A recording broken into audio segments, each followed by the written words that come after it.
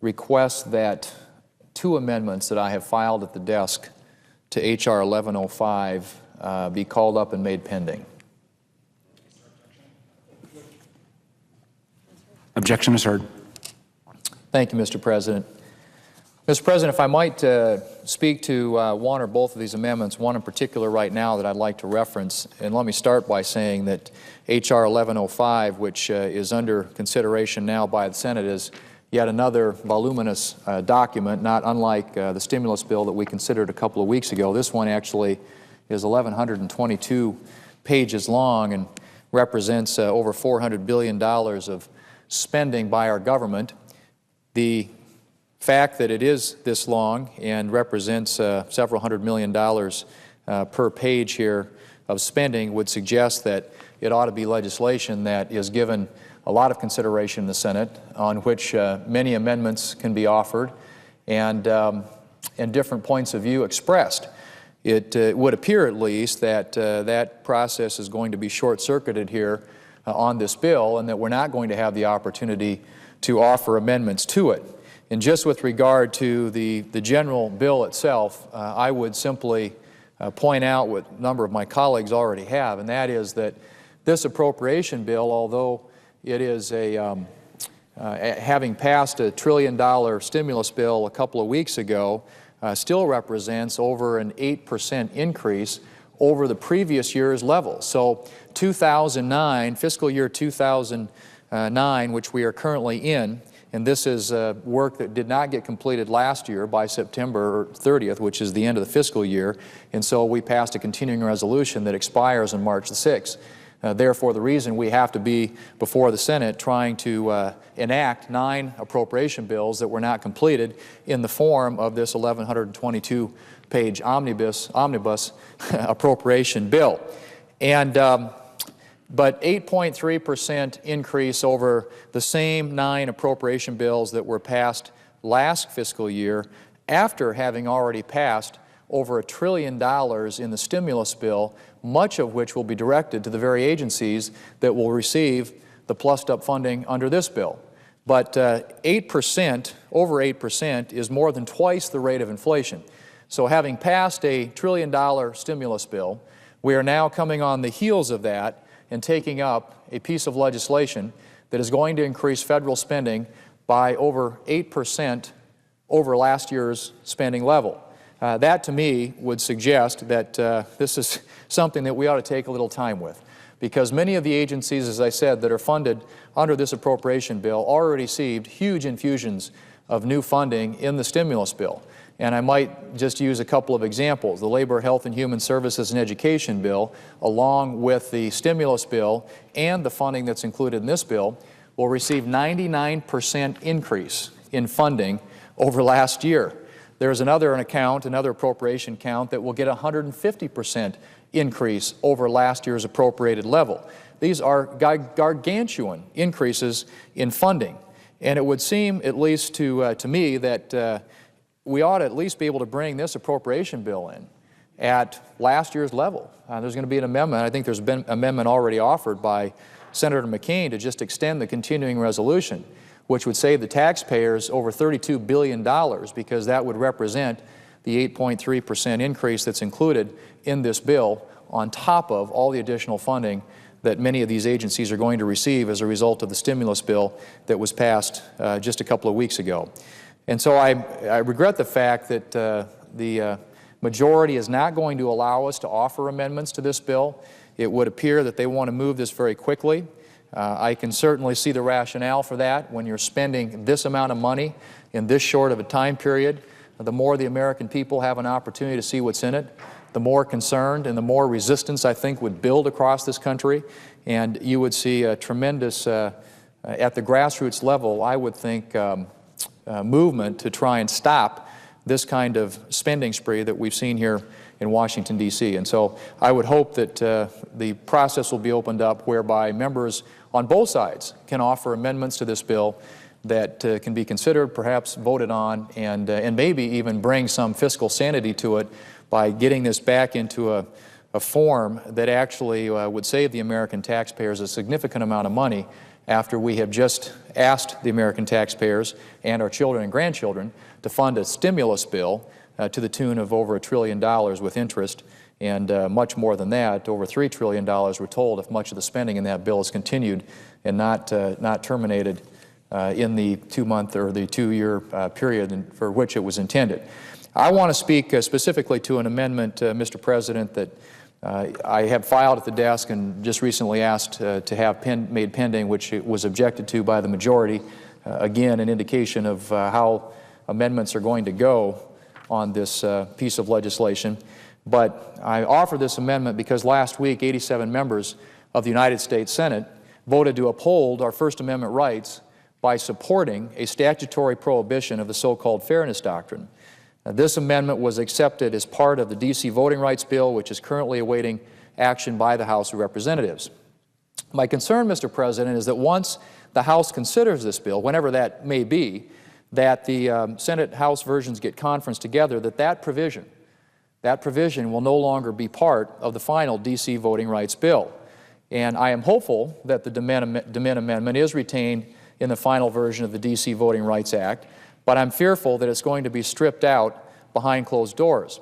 And so I filed an amendment at the desk to the Omnibus Appropriations Bill, which is under consideration now, that would prohibit the FCC from using any funds to reinstate the Fairness Doctrine during the remainder of fiscal year 2009. If this amendment is accepted to the Omnibus Bill, the 87 senators that last week supported this prohibition will have assurances that the Fairness Doctrine will not be reinstated for the remainder of this year, regardless of whether the DeMint Amendment remains part of the D.C. Voting Rights Act. Well, Mr. President, just by way of background, and many of my colleagues heard this discussion last week, but the so-called Fairness Doctrine has a long and infamous history in our country.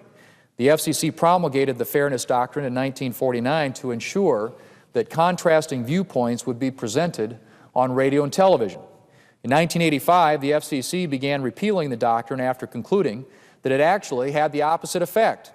They concluded then what we all know today, and that is that the Fairness Doctrine resulted in broadcasters limiting coverage of controversial issues of public importance.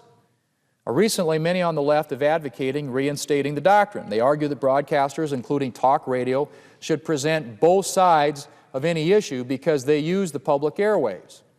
However, recent calls to instate the Fairness Doctrine fail to take into account several considerations. First one is this, and that is, in reality, the Fairness Doctrine resulted in less, not more, broadcasting of issues important to the public. Because airing controversial issues subjected broadcasters to regulatory burdens and potentially severe liabilities, they simply made the rational choice not to air any such content at all. Second, the number of radio and TV stations and the development of newer broadcast media such as cable and satellite TV and satellite radio have grown dramatically in the past 50 years.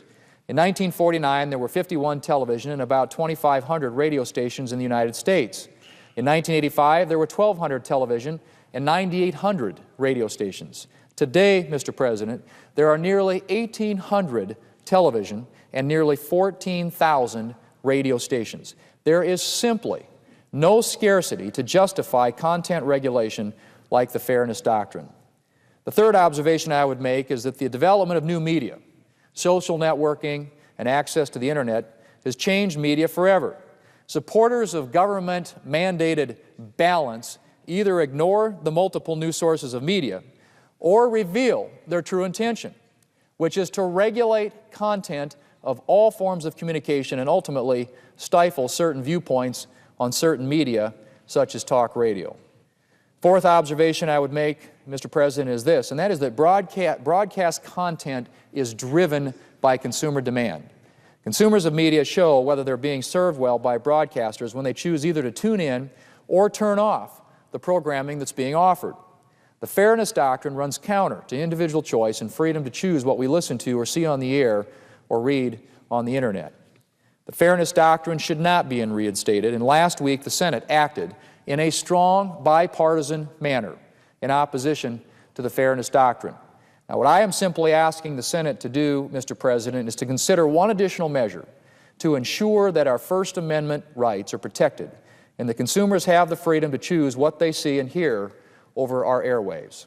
This amendment ensures that the FCC, the Federal Communications Commission, does not use any resources to reinstate the fairness doctrine through the end of the fiscal year until a more permanent solution can be reached through a statutory prohibition. Very straightforward, Mr. President, amendment, and one that, as I said, follows along the lines of the debate that was held last week, and I wish I was confident that the prohibition on reinstatement of the fairness doctrine that was included last week in the D.C. Voting Rights Bill would be retained in the conference with the House of Representatives. I have reason to believe that that will be stripped out, and this is one additional way in which this body can weigh in and ensure that the fairness doctrine is not reinstated, not put back into effect, and that the American consumers have the freedom to choose what they want to see and what they want to hear over our airwaves. So I would hope at some point that I will be able to get it pending, to perhaps have a vote on it. As I said before, I think it would be unfortunate on a bill of this consequence and magnitude when, again, you're talking about 1,122 pages of this legislation, much of which is, all of which is spending, another 400 and some billion, 410 billion or thereabouts in additional spending on top of, as I said earlier, the $1 trillion stimulus bill that was passed out of here a couple of weeks ago, that we would have an opportunity at least to offer amendments, to debate amendments, to get amendments voted on. And this is one that I would like to have a vote on, Mr. President, and it would certainly be my sincere hope that the majority here in the Senate at some point would open the door to those of us on both sides who would like to have amendments voted on in this bill, which frankly could improve the bill. And there will be others that will be offered and hopefully considered, which will get at the overall size and cost of this bill, which, as I mentioned earlier, at 8.3% increase over last year's appropriated level, last year's spending level, seems to me to be, and $32 billion increase over last year's level, an enormous amount of money in light of all the spending that's going on around here. And I might mention as well that that is the largest one-year hike in annual appropriated spending since the Carter administration. So what we're talking about here, as I said, 8%, over 8%, more than twice the rate of inflation, but also the largest one-year hike in annual appropriated spending since the Carter administration. That, again, on the heels of $1 trillion spent a couple of weeks earlier, much of which was directed at these very same agencies of government that will receive funding under this 1,122-page bill. We need to open this process up. We need to be able to offer amendments. We need to be able to get amendments voted on. It would certainly be my hope that that would be the case. I have one other amendment which I'll speak to perhaps tomorrow, Mr. President, which would move some money from one account to another account to fund something that was a very important priority that Congress established last year during the PEPFAR debate. I offered, along with Senators Dorgan from North Dakota, Senator Kyle from Arizona, a number of Senator Clinton from New York, a number of other senators, an amendment that carved out a couple of $1 billion out of that $50 billion authorization for needs on Native American reservations, specifically directed to law enforcement, which is a security issue, at health care, which is something that is desperately lacking on many reservations in our country, and the other at water development, all critical needs and all important priorities and things that we ought to be concerned with. And so I would move money from another account in this bill to actually provide the funding for the authorization that Congress created as part of the PEPFAR bill a year ago. I think this ought to be a priority for the Congress, and we're talking about spending this amount of money and funding all these various accounts and agencies. We certainly ought to find room to fund some of the priorities that were created as a result of the PEPFAR legislation that passed the Congress last year. And so I will be offering that amendment as well, and will also be requesting that it be made pending and that we have an opportunity to vote on it.